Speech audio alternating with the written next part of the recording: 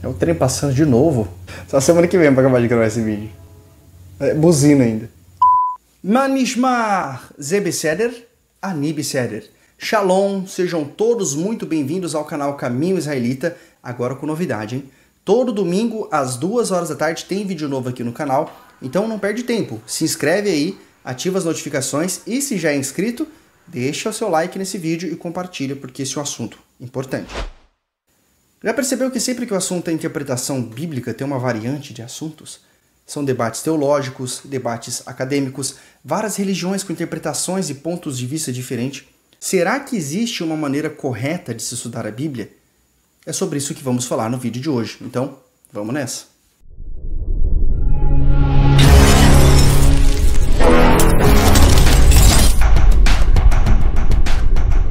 Nesse vídeo, eu quero ajudar vocês no estudo das Escrituras, para que você não fique dependendo de terceiros e mesmo que você recorra a outros meios, você possa entender as Escrituras quando você lê. Então eu vou te dar aqui 3 dicas importantes para entender as Escrituras, tá bom? A primeira dica, e ela é muito importante.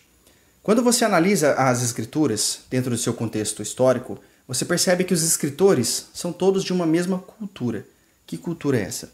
É a cultura semita.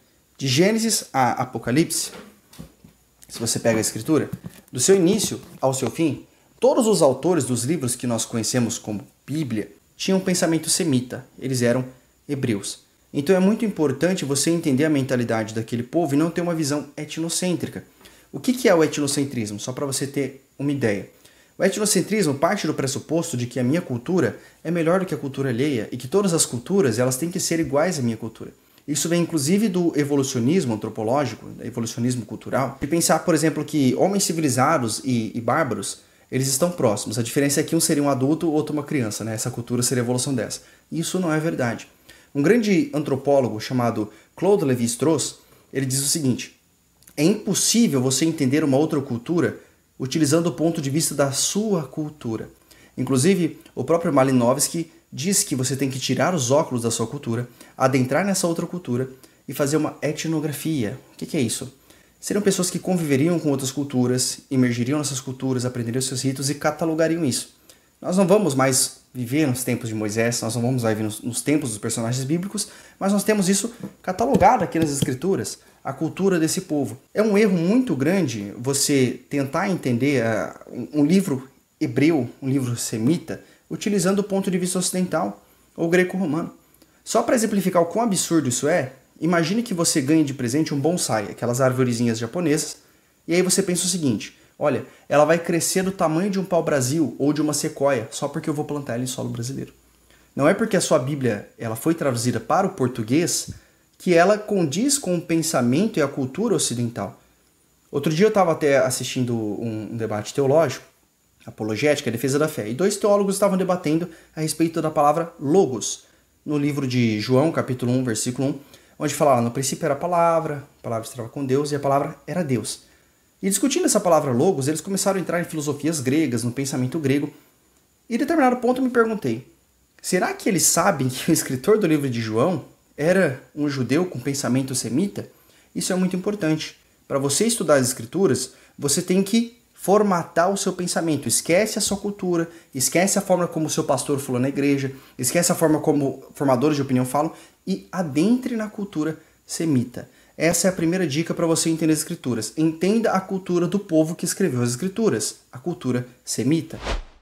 Segunda dica, que também é muito importante, é analisar o contexto histórico. Sim, vai ser necessário um estudo de história. Afinal, entender determinados acontecimentos históricos dentro do texto bíblico vai ajudar você a se localizar.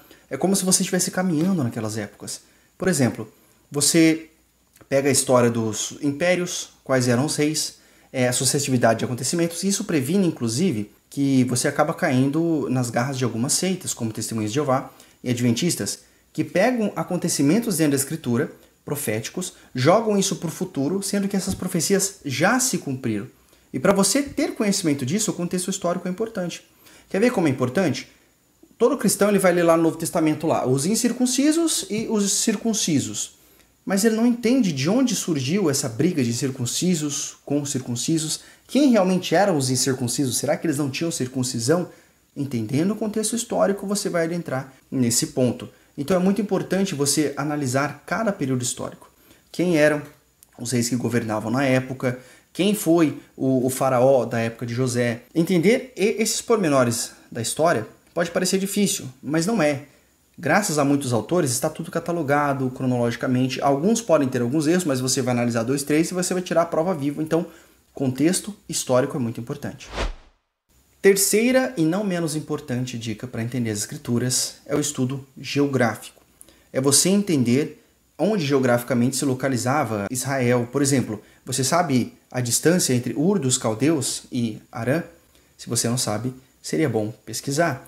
Seria bom também você entender geograficamente onde estava o reino do norte de Israel, onde estava o reino do sul, onde estava cada tribo. Isso é muito importante para você entender, por exemplo, os lugares onde o Messias pregou exatamente.